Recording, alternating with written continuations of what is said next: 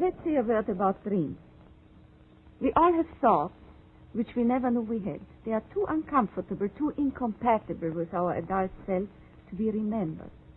Yet they are often disturbing, rumbling under the surface like lava in a volcano.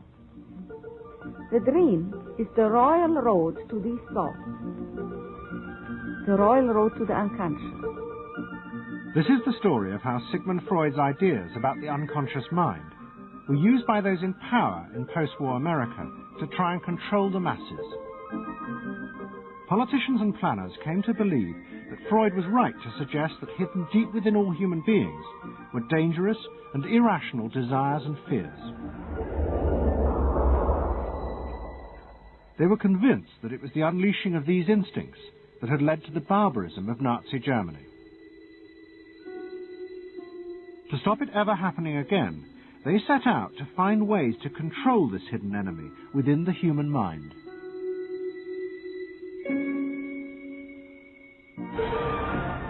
At the heart of the story are Sigmund Freud's daughter Anna and his nephew Edward Bernays, who had invented the profession of public relations. Their ideas were used by the US government, big business, and the CIA to develop techniques to manage and control the minds of the American people. Those in power believed that the only way to make democracy work and create a stable society was to repress the savage barbarism that lurked just under the surface of normal American life.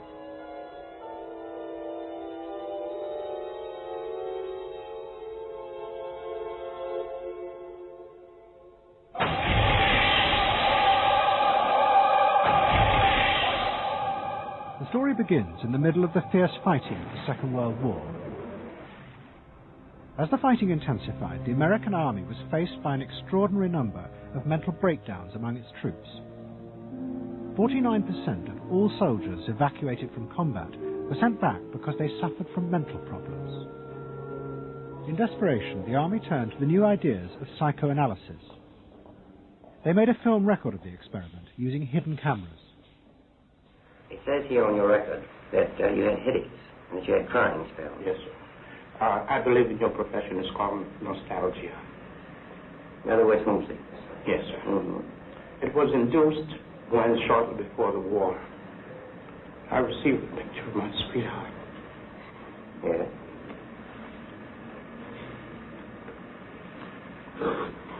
Mm-hmm.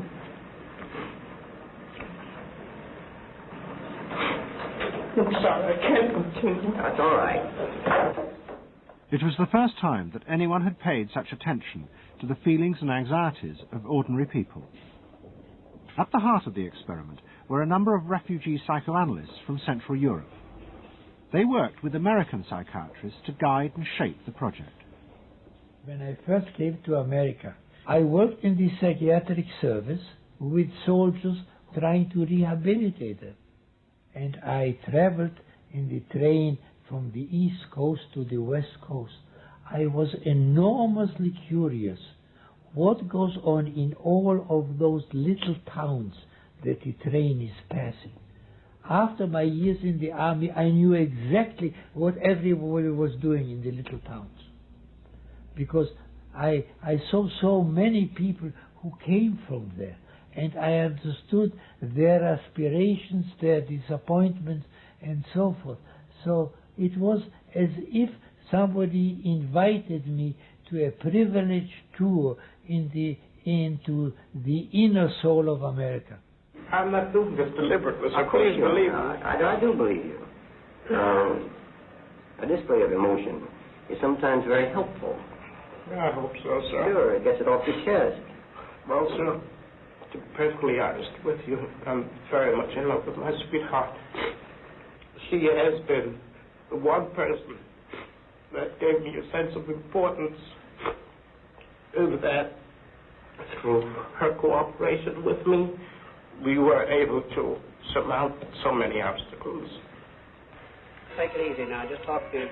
The psychoanalysts used techniques developed by Freud to take the men back into their past. They became convinced that the breakdowns were not the direct result of fighting. The stress of combat had merely triggered old childhood memories. These were memories of the men's own violent feelings and desires, which they had repressed because they were too frightening. Think deeply. Let's go back. When was it To the psychoanalysts, it was overwhelming proof of Freud's theory that underneath human beings were driven by primitive, irrational forces. You won't stand.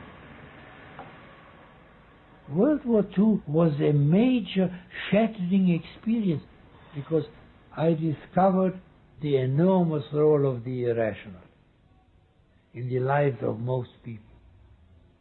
That I can say, that I learned, that the ratio between the irrational and the rational in America is very much in favor of the irrational. That there is much greater unhappiness, much more suffering, much more. A sadder country than one would imagine it from the advertisements that you get. A much more problematic country. Victory in the Second World War was celebrated as a triumph of democracy. But in private, many policymakers were worried about the implications of the analysis of the soldiers. It seemed to show that underneath every American were irrational, violent drives. What had happened in Germany seemed to bear this out. The complicity of so many ordinary Germans in mass killings during the war showed just how easily these forces could break through and overwhelm democracy.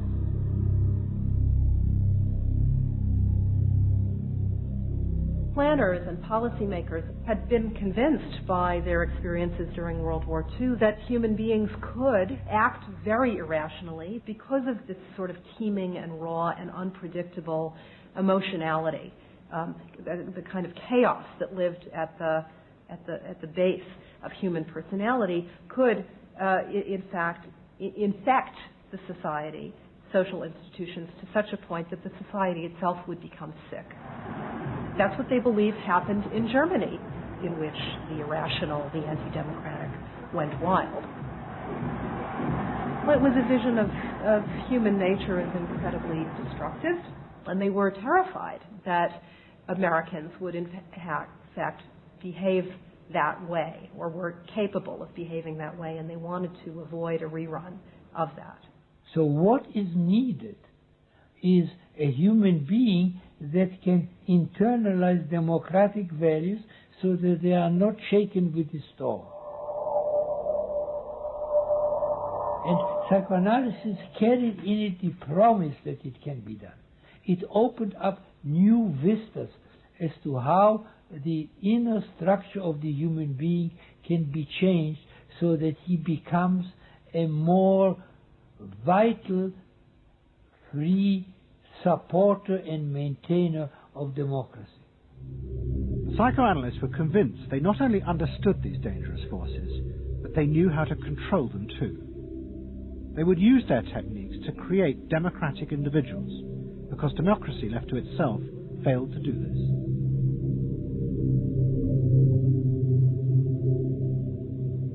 The source of this idea was not only Sigmund Freud, but his youngest daughter, Anna. She had fled with her father to London before the outbreak of war, and after he died, Anna Freud became the acknowledged leader of the world psychoanalytic movement. She saw her job as to fulfill her father's dream of making his ideas accepted throughout the world. At the center of the Freud movement stood Tante Anna, because she managed to work herself into that position. She was recognized as that, and not just because she was the daughter. She worked on that. She was rather forbidding. She was not, to me, a warm person, not an aunt you could kiss or put your arms around. Not at all. And her whole life rotated around the spreading of psychoanalysis. Freud himself had seen the role of psychoanalysis as allowing people to understand their unconscious drives.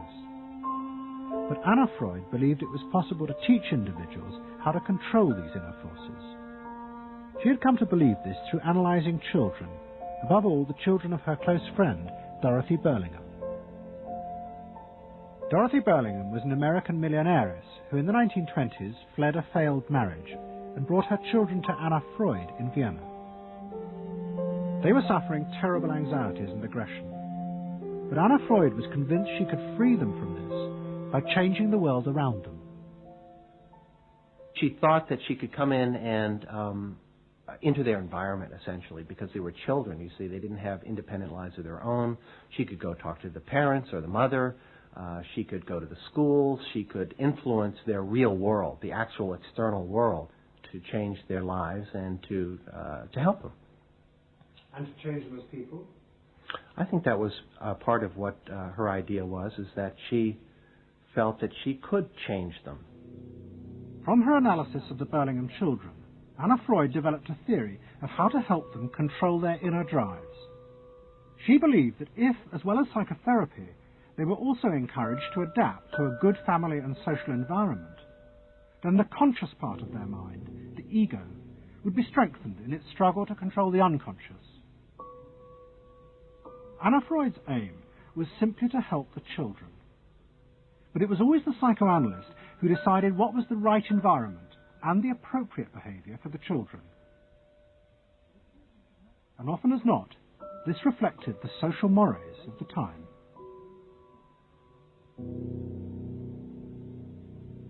In my father's case, they were concerned that he would be a homosexual.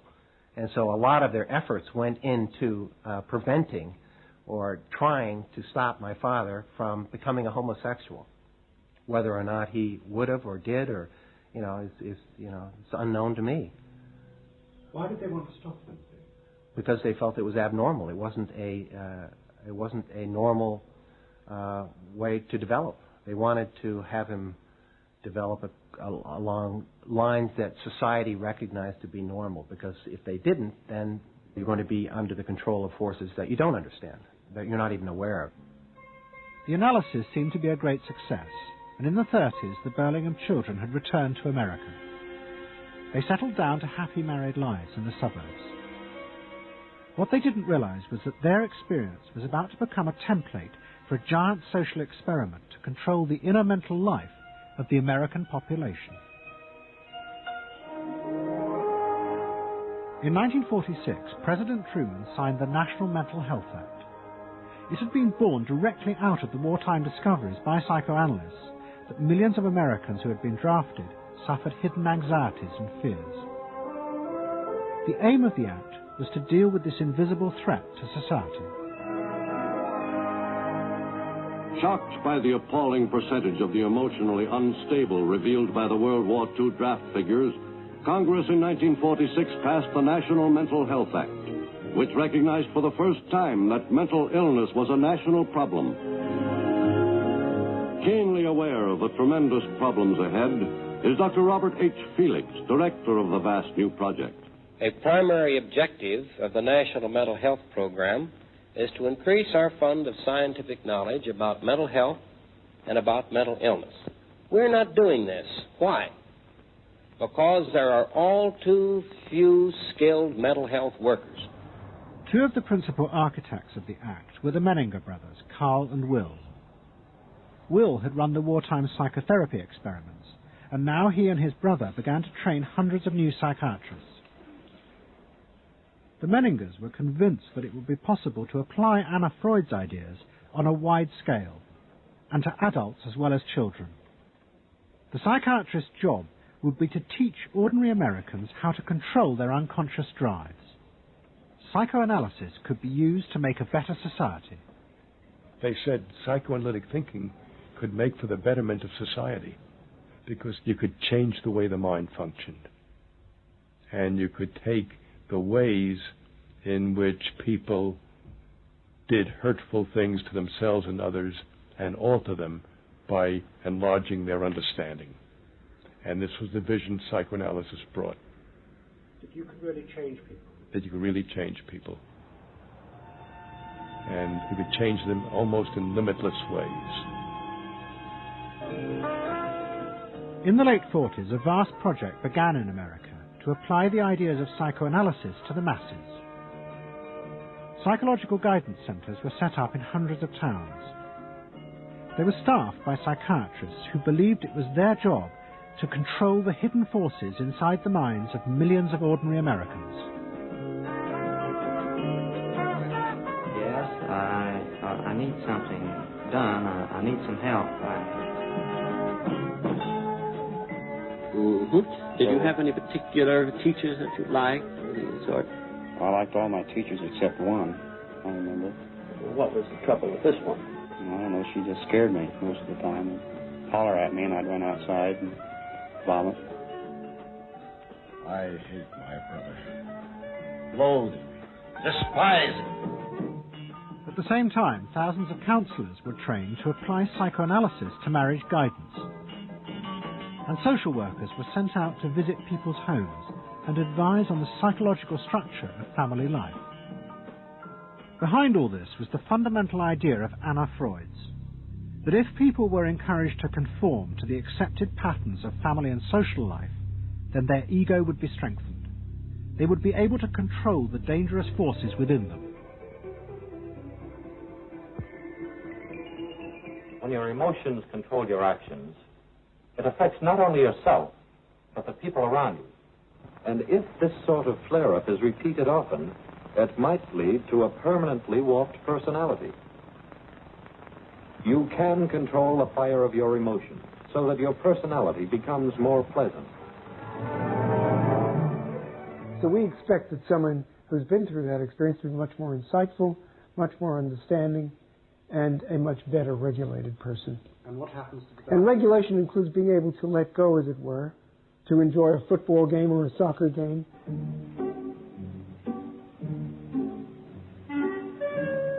A more understanding, yes, rational, but also appropriately emotional person. The regulatory aspects of the human mind would really be in charge. Instead of being overwhelmed by our passions and by our darker impulses. That one would be master or mistress of one's own passions. They just felt that the road to happiness was in adapting to the external world in which they lived. That people could be uncrippled from their own neurotic conflicts and impulses, that they would not engage in self-destructive behavior, that they would in fact adapt to the reality about them. They never questioned the reality. They never questioned that it might itself be a source of evil or something to which you could not adapt without compromise or without suffering or without exploiting yourself in some way. So there was this fit with the politics of the day. And a balance of emotions is important to a well-rounded personality. But it was only the beginning of the rise to power of psychoanalysis in America. Psychoanalysts were about to move into big business and use their techniques not just to create model citizens, but model consumers. Last week's episode showed how Freud's American nephew, Edward Bernays, had been the first to convince American corporations that they could sell products by connecting them with people's unconscious feelings. But now, a group of psychoanalysts were going to take what Bernays had begun and invent a whole range of techniques to get inside and manage the unconscious mind of the consumer. They were led by Ernest Dichter. Dichter had practiced next door to Freud in Vienna, but he had come to America and set up the Institute for Motivational Research in an old mansion north of New York. This is the Institute for Motivational Research, a place devoted to the intriguing business of finding out why people behave as they do, why they buy as they do, why they respond to advertising as they do. And this is Dr. Ernest Dichter. We don't go out and ask directly, why do you buy, why don't you? What we try to do instead is to understand the total personality, the self-image of the customer. We use all the resources of modern social sciences. It opens up some stimulating psychological techniques for selling any new product. Like the other psychoanalysts, Dichter believed that American citizens were fundamentally irrational beings. They could not be trusted.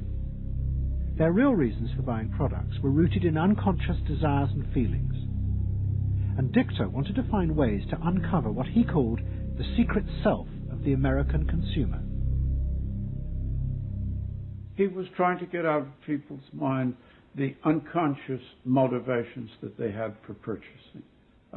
These could be sexual, they could be psychological, they could be sociological, they could be a demand for status, a demand for recognition. There were things that people couldn't verbalize or wouldn't verbalize because they were too secret to them. They were too much a part of their nature, and they would be embarrassed. They would be embarrassed if they came out and said things like this.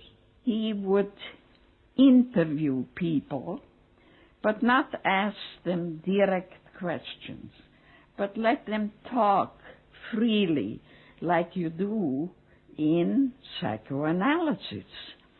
And that was his background. And so he said, why can't we have a group therapy session about products? All right? And so Dichter built this room up above his garage, and he said we can have psychoanalysis of products. They can actually act out and verbalize their wants and needs. What we're going to do is try a couple of these salad dressings. So let's see what happens. Here is our typical housewife. She doesn't follow the instructions. And they could be observed and watched, and other people could comment, and they could talk about it, and everybody could join in. He was the first to do this. This was absolutely the first thing that was ever done. And he had a movie projector up there where you could show advertisements and things like that, and people could react to them. And he invented the whole technique for mining the unconscious about the hidden psychological wants that people had about products. This became the focus group. It worked! Dichter's breakthrough came with a focus group study he did for Betty Crocker Foods. Like many food manufacturers in the early 50s, they had invented a new range of instant convenience foods. But although consumers had told market researchers they would welcome the idea, in fact, they were refusing to buy them. The worst problem was the Betty Crocker cake mix. Dichter did a series of focus groups where housewives free associated about the cake mix. He concluded that they felt unconscious guilt at the new image being promoted of ease and convenience. In other words, he understood that the barrier to the consumption of the product was the housewife's feeling of guilt about using it. They basically, on one hand, wanted to make it easy for themselves, but they felt guilty about it. So what you've got to do in those circumstances is remove the barrier being guilt. The way you do that is to give the housewife a greater sense of participation. And how do you do that? By adding an egg. Simple as that. As simple as that. Dichter told Betty Crocker to put an instruction on the packet that the housewife should add an egg. It would be an unconscious symbol, he said, of the housewife mixing in her own eggs as a gift to her husband, and so would lessen the guilt. Betty Crocker did it, and the sales soared. My cake is ready. The consumer may have basic needs that the consumer himself or herself doesn't fully understand. You have to know what those needs are in order to fully exploit the consumer. Is it wrong to give people what they want by taking away their defenses, helping remove their defenses? It seems so much longer than last year. It is. Nearly 4 inches longer in some models. Oh. Dichter's success led to a rush by corporations and advertising agencies to employ psychoanalysts. They became known as the Depth Boys, and they promised to show companies how to make millions by connecting their products with people's hidden desires. Dichter himself became a millionaire, famous for inventing slogans like "a tiger in your tank." Even the marketing of the Barbie doll came from a children's focus group. And so it goes. But Dichter was convinced that this was far more than just selling.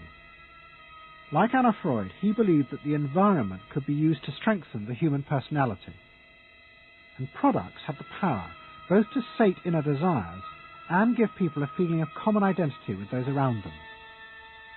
It was a strategy for creating a stable society. Dichter called it the strategy of desire. To understand a stable citizen, You have to know that modern man quite often tries to work off his frustrations by spending on self-gratification. Modern man is eternally ready to fill out his self-image by purchasing products which complement it. If you identify yourself with a product, it can have a therapeutic value. It improves your self-image, and you become a more secure person, and you have suddenly this confidence of going out in the world and doing what you want successfully. Ernest believed that that would then improve the whole of our society and become the best society on this planet.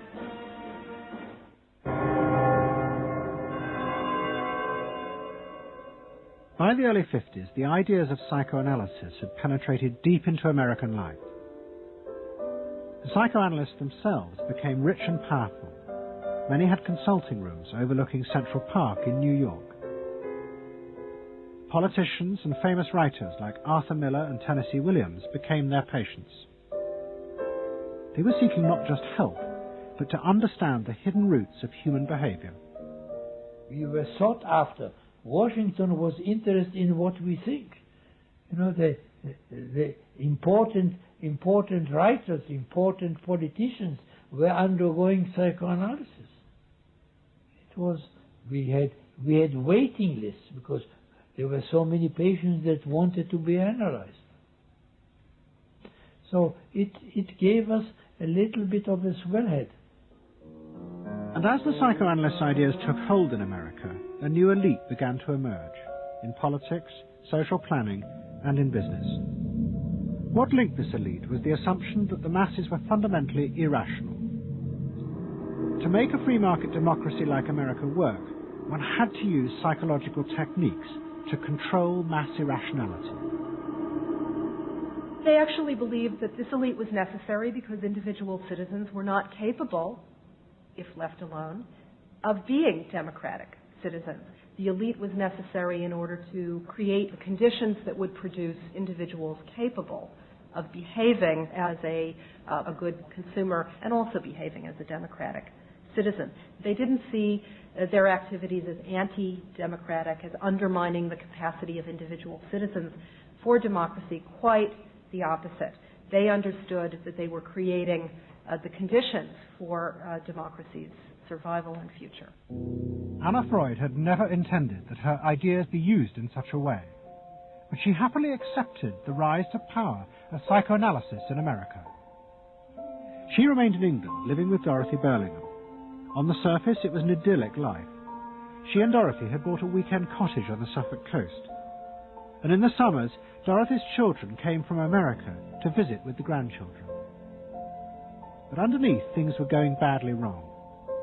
Both Bob and Mabby Burlingham, who Anna Freud had analysed in the 1930s, had suffered personal breakdowns, and their marriages were collapsing. Bob was drinking heavily, and Mabby suffered terrible anxieties. The real reasons for the visits to England were yet more analysis with Anna Freud. Well, the problem was that it didn't look very good, did it? Because here you have somebody who's having nervous breakdowns and is having alcoholic binges. And this is not exactly, doesn't really sit well.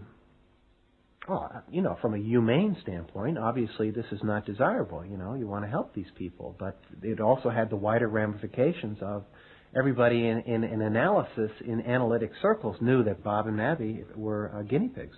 They were the living proof that this is a wonderful process. It was very much swept under the rug. It really didn't get out. I mean, these people had such, their power and influence was such that, you know, you were very careful. Anna Freud was a very powerful person, and you were the grandchildren, and she knew a great deal more than you did about what went on in your parents' lives and so forth. It was not something you were going to tangle with, and you were a product of the whole situation. But at the same time, we all knew that something was really out of whack.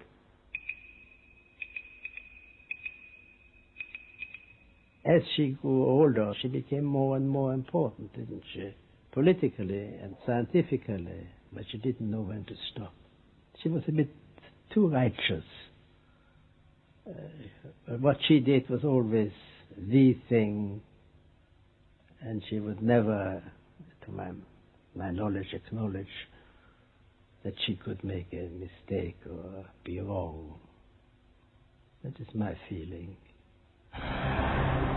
But the power and influence of the Freud family in America was about to grow even more. Politicians were about to turn to Anna Freud's cousin, Edward Bernays, for help in a time of crisis. He was going to manipulate the inner feelings and fears of the masses to help America's politicians fight the Cold War. I don't mean to say, and no one can say to you, that there are no dangers.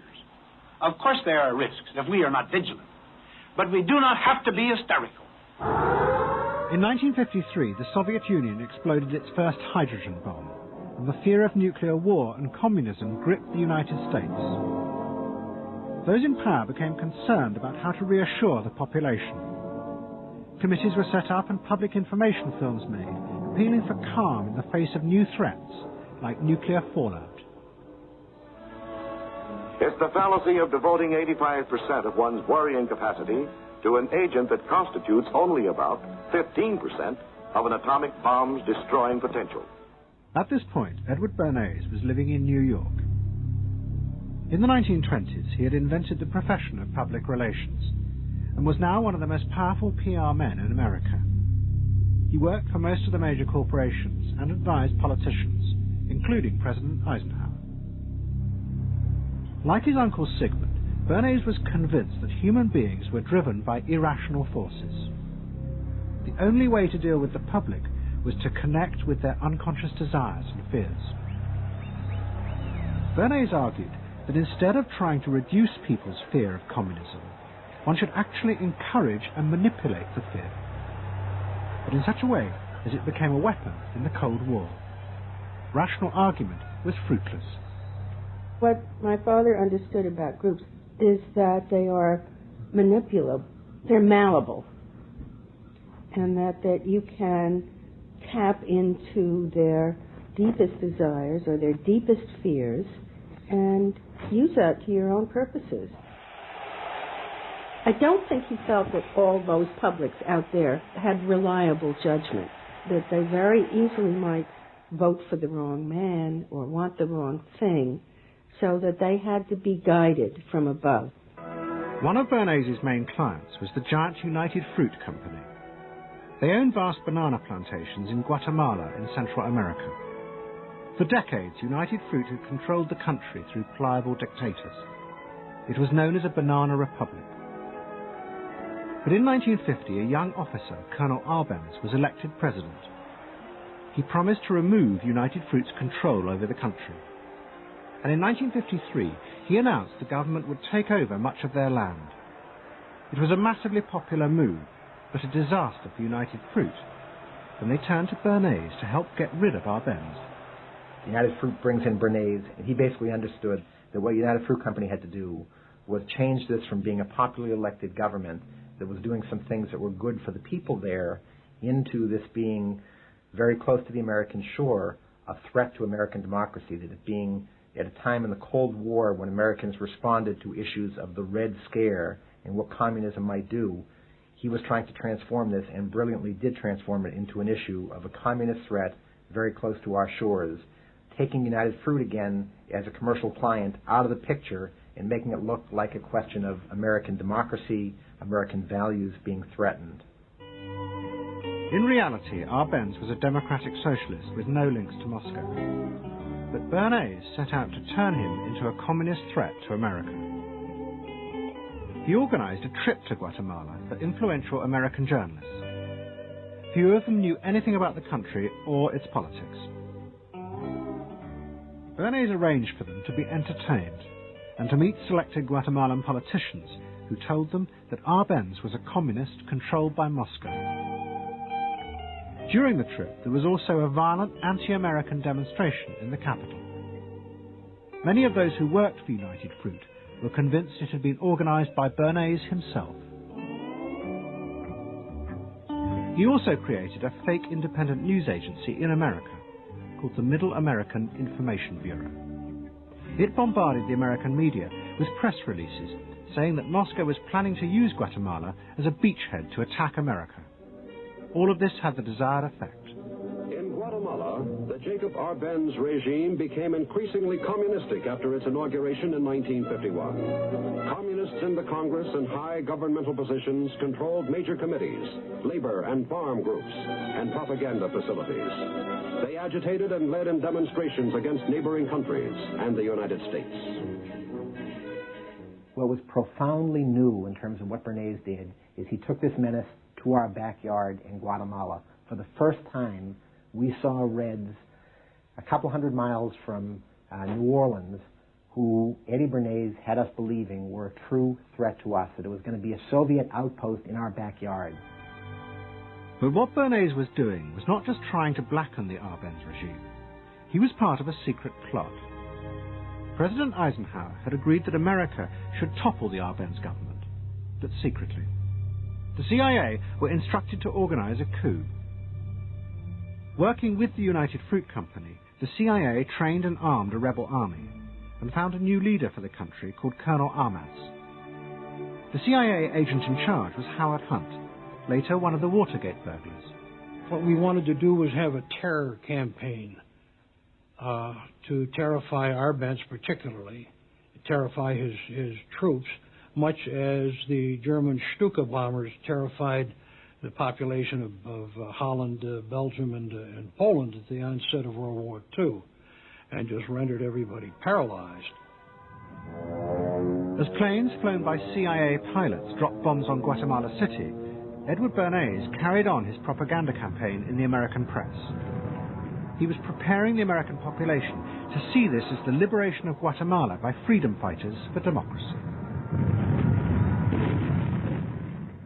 He totally understood that the coup would happen when the public and the press, when conditions in the public and the press allowed for a coup to happen, and he created those conditions. He was totally savvy in terms of just what he was helping create there in terms of this overthrow. But ultimately he was reshaping reality, reshaping public opinion in a way that's undemocratic and manipulative. On June 27th, 1954, Colonel Arbenz fled the country, and Armas arrived as the new leader. Within months, Vice President Nixon visited Guatemala.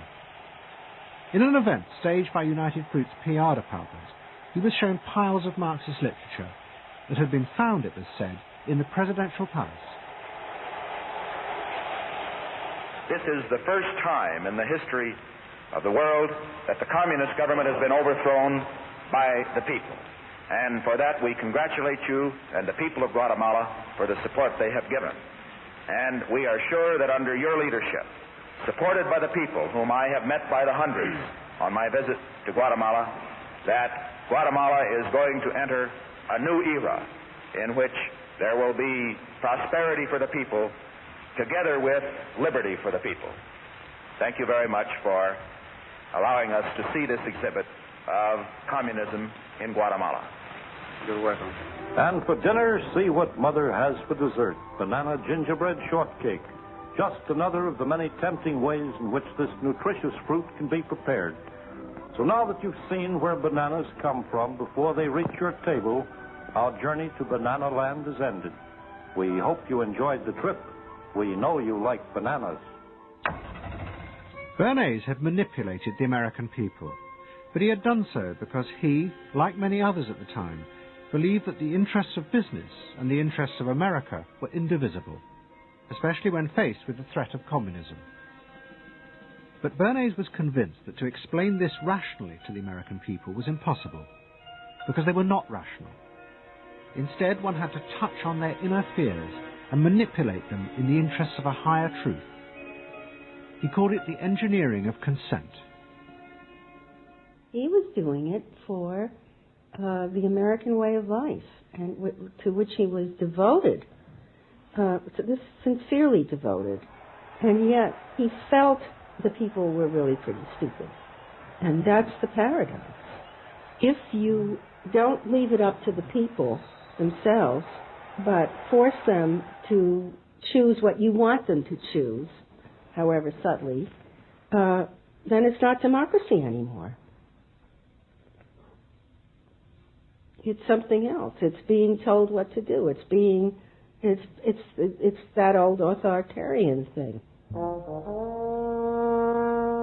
But the idea that it was necessary to manipulate the inner feelings of the American population in the interest of fighting the Cold War now began to take root in Washington.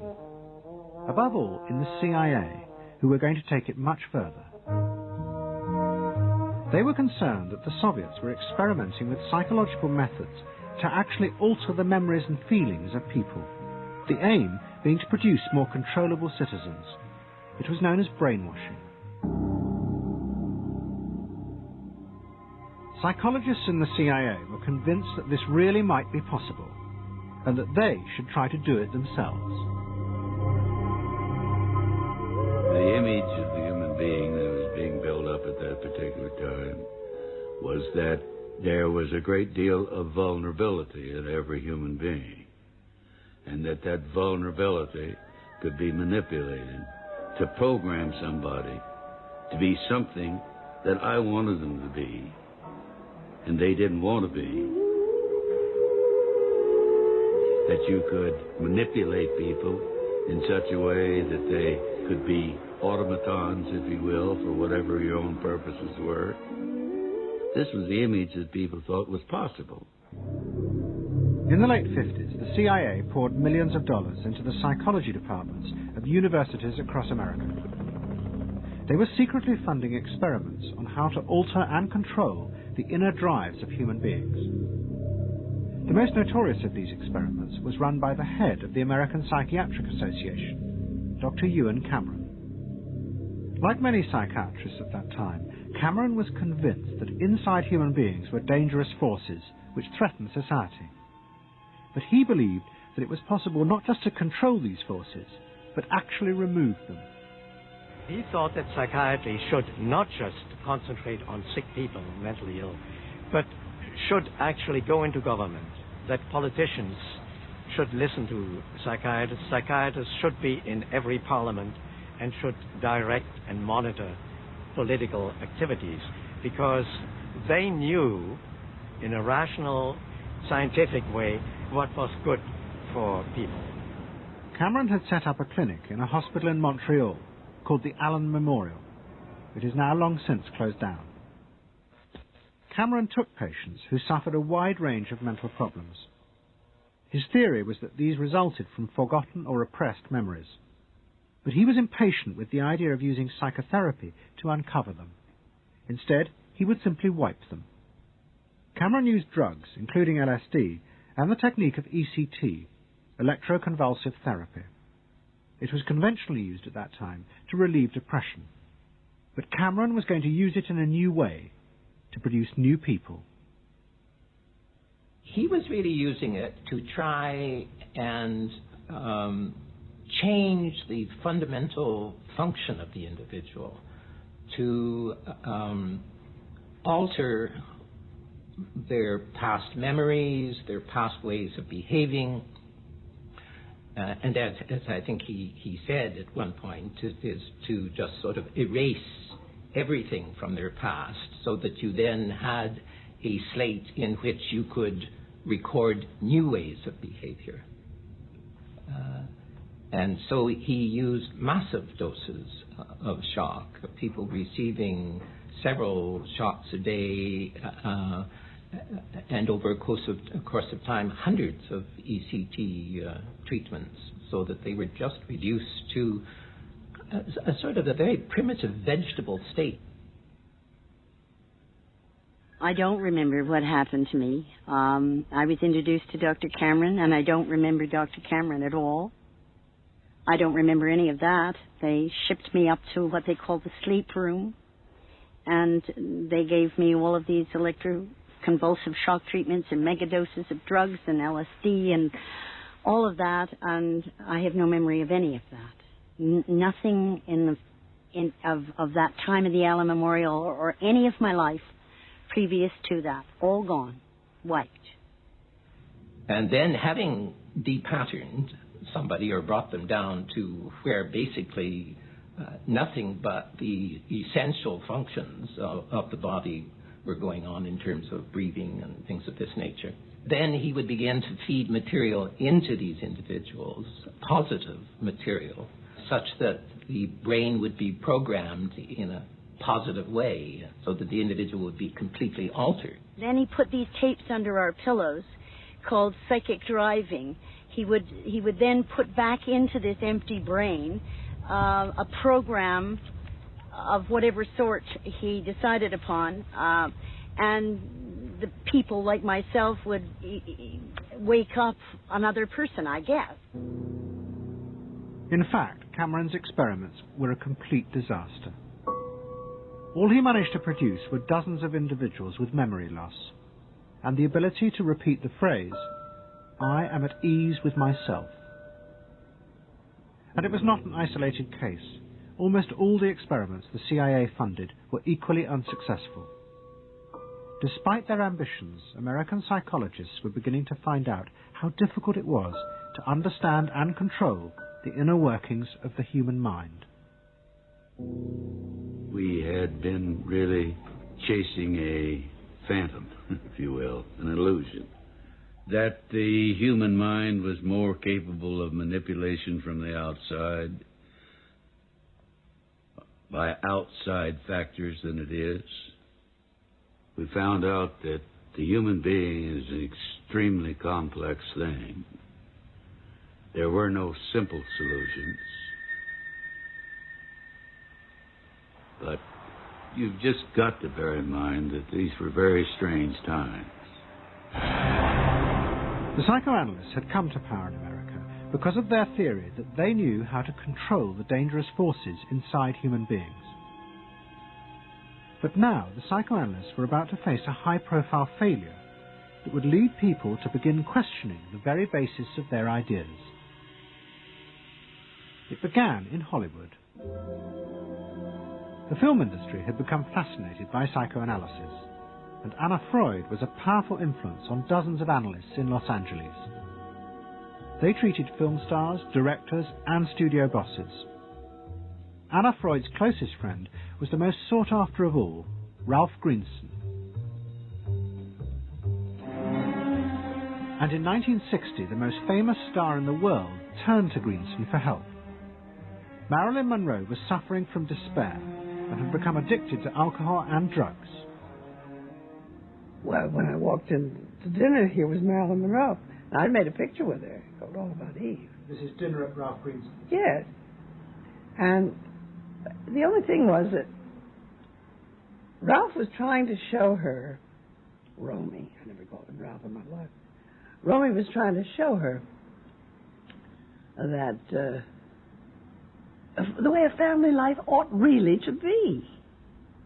So we were walking the dog after us. I said, "What the hell are you doing here?" I said, "You never asked me to dinner." And he said, "You weren't that sick." And I said, "Oh, no." He said, "The point is just this child has no frame of reference. In other words, she doesn't know what the goal is." What Greenson did was follow Anna Freud's theory. If Marilyn Monroe could be taught to conform to what society considered a normal pattern of life, that would help her ego control her inner destructive urges. But Greenson pushed it to an extreme. He persuaded Monroe to move into a house nearby that was decorated like his own. He then took her into his own family life, and he, his wife, and his daughter played at being Monroe's own family. Greenson himself would become the model of conformity. And so this someone whom she regarded as important and whom she idealized, if he turned out to be a very gratifying father figure, her ego would benefit from that. That was the theory. His wife and children, everyone was involved, yeah. They were strengthening the person. They were strengthening the mind. They were strengthening the agent that controls inner life against adversity, against insufficiency, against too much frustration.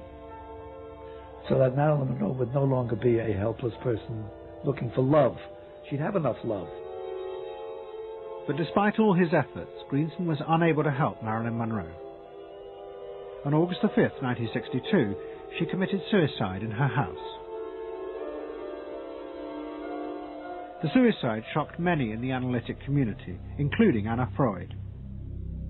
And high-profile figures in American life, who had previously been enthusiasts for psychoanalysis, now began to question why psychoanalysis had become so powerful in America. Was it really because it benefited individuals? Or had it in fact become a form of constraint in the interests of social order? The critics included Monroe's ex-husband, Arthur Miller. My argument with so much psychoanalysis is the preconception that suffering is a mistake, or a sign of weakness, or a sign even of illness, when in fact, possibly the greatest truths we know have come out of people's suffering. That the problem is not to undo suffering or to wipe it off the face of the earth, but to make it inform our lives, instead of trying to cure ourselves of it constantly and avoid it. And avoid anything but that lobotomized sense of what they call happiness. There's too much of an attempt, it seems to me, to think in terms of controlling man rather than freeing him, of defining him rather than letting him go. Mm-hmm. And it's part of the whole ideology of this age, which is power mad. Hey, have you heard about the crazy new way to send a message today? It flashed on a screen too quick to see, but still you get it subliminally. At the same time, an onslaught was launched on the way psychoanalysis was being used by business to control people. The first blow came with a bestseller, The Hidden Persuaders, written by Vance Packard.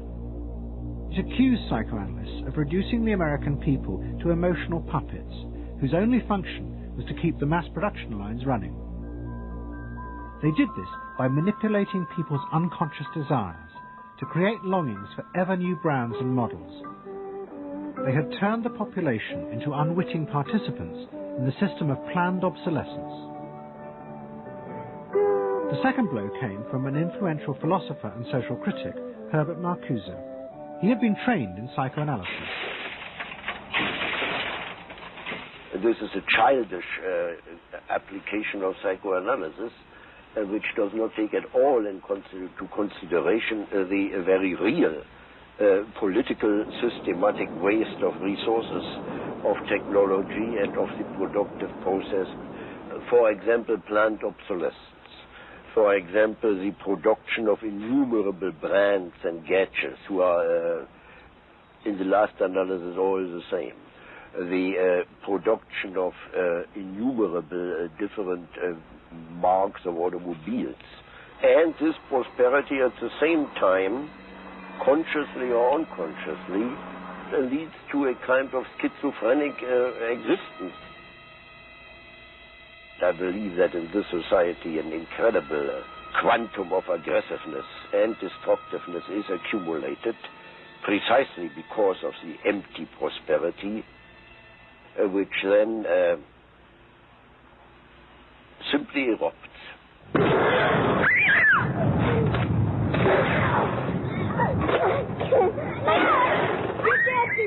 Marcuse's argument was not simply that psychoanalysis had been used for corrupt purposes. It was more fundamental. Marcuse said that the very idea that you needed to control people was wrong. Human beings did have inner emotional drives, but they were not inherently violent or evil. It was society that made these drives dangerous by repressing and distorting them. Anna Freud and her followers had increased that repression by trying to make people conform to society. In so doing, they made people more dangerous, not less. Marcuse challenged that social world, and he said that's a world that should not be adapted to. And in fact, what the individual was adapting to was corrupt and evil and corrupting. In other words, he switched the source of evil from inward conflict to the society itself. That the sickness of society lay at the societal level, not at the sickness of human beings in it. And if people did not challenge that, then they were, in fact, submitting to evil. Modern psychology has a word that is probably used more than any other word in psychology. It is the word maladjusted. It is the ringing cry of modern child psychology, maladjusted. Now, of course, we all want to live the well-adjusted life in order to avoid neurotic and schizophrenic personalities.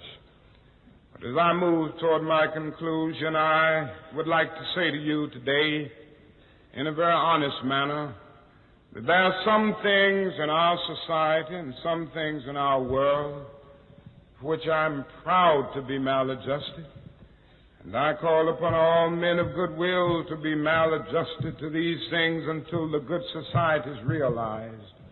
I must honestly say to you that I never intend to adjust myself to racial segregation and discrimination. I never intend to adjust myself to religious bigotry.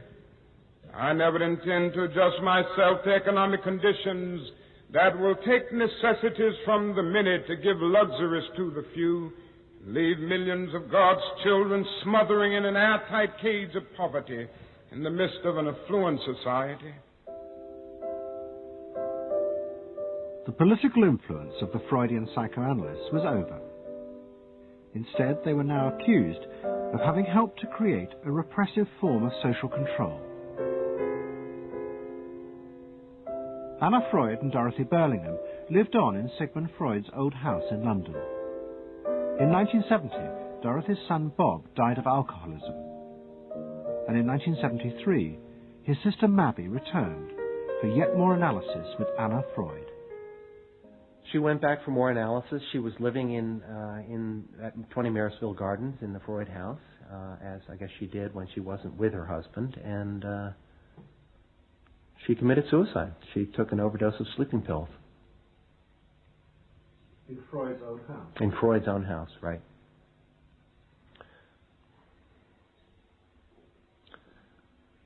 So, I mean, the obvious, there are a lot of implications that one can draw from that, and I just think she happened to reach the end of the rope there. Although it would seem to be a very pointed act. Obviously, suicide is a very politicized act, and to do it in Sigmund Freud's own house is certainly different from doing it in Riverdale back in New York.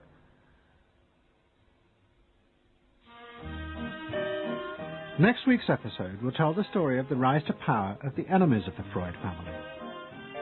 They believed that the way to build a better society was to let the self free. But what they didn't realize was that this idea of liberation would provide business and politics with yet another way to control the self, by feeding its infinite desires. You know not what it means to be blue. Someday you'll realize and pay for all those lies. Then you'll know what it means to be blue.